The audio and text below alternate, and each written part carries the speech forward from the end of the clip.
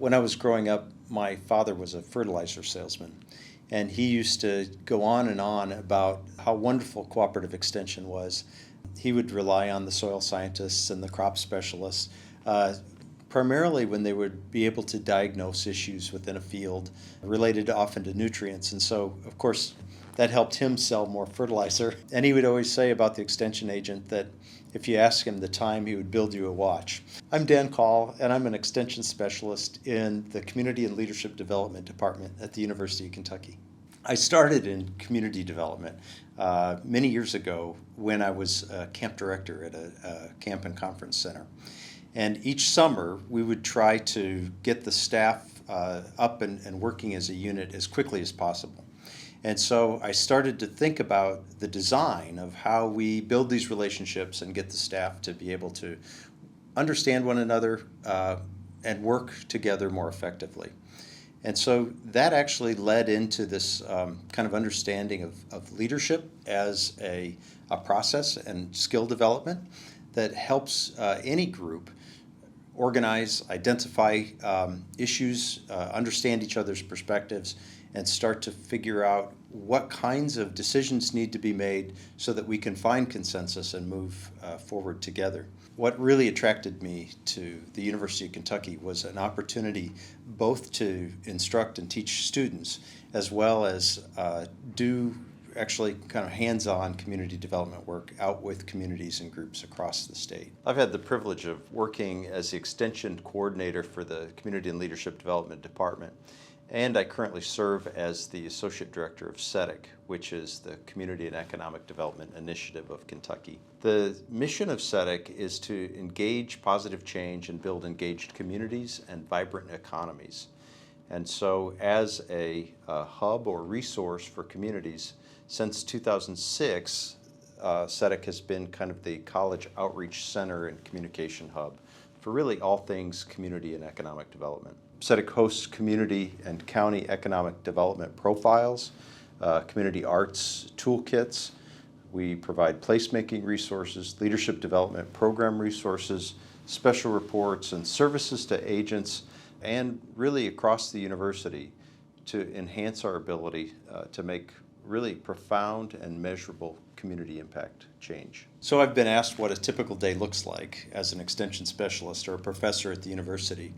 And what I love about this position is that the class schedule, of course, gives you some regular schedule to follow. But aside from that, there are so many ways that you can kind of creatively assert yourself through helping communities identify their vision, through developing curriculum resources, either for extension or for community members, and also through really some creative kind of collaborative problem solving.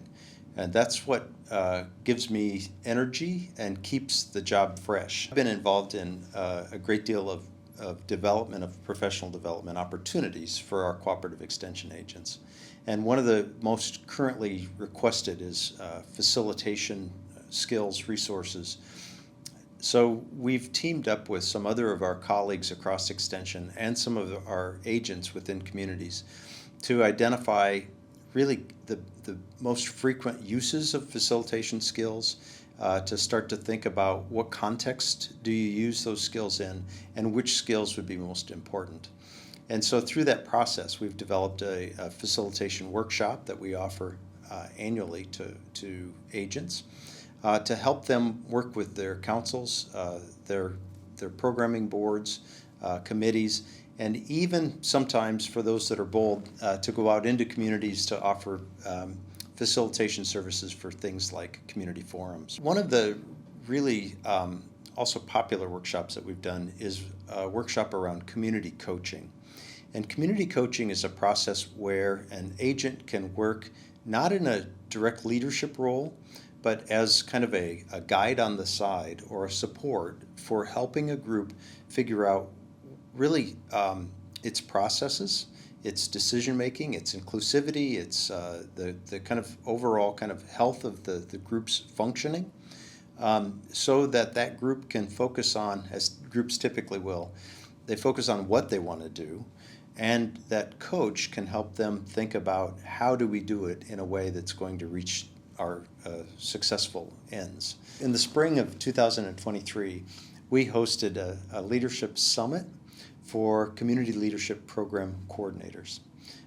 We had nearly 35 different programs represented, and through that summit, we were able to start creating and crafting a network that didn't exist previously. So through that network, we're able to share resources for community programming, to share some successes of community programming. But even in my mind, more importantly, we're able to start to provide services for community impact assessment of those leadership programs.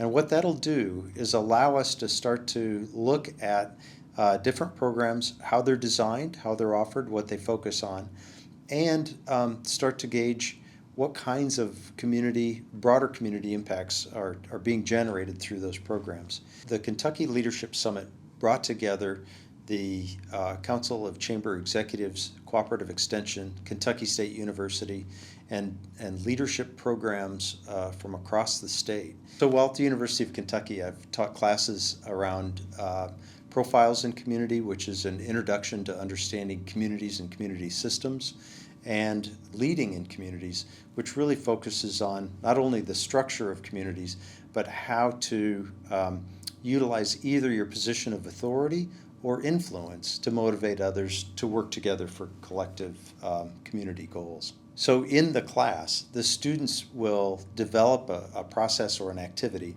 that has a clear goal, a clearly identified and articulated objective, an activity that reaches that objective, and then an assessment tool or process to make certain that those that have just gone through it actually learned what the activity was intended to achieve. Through the courses that I teach, I do my best to try to also link them to real examples of either community development or leadership development. And so through my courses, we've had mayors, we've had elected officials, we've had city council persons, we've had program leaders from community groups that will come in and share their experiences on what it is to lead within community and to create some effective change. I've served within the department to help students organize and collaborate and find opportunities to be engaged through CLD. But also for cooperative extension, I think it's really important that we work to make sure that we've got not just pop culture leadership materials, but evidence-based leadership materials that are trustworthy, that's curriculum that's been tried and tested, and resources that are going to be the most sought after and the most applicable kinds of resources for the communities and groups that we're working in. And that's the commitment, is to be able to figure out and fine-tune and locate and connect our agents with those most appropriate resources.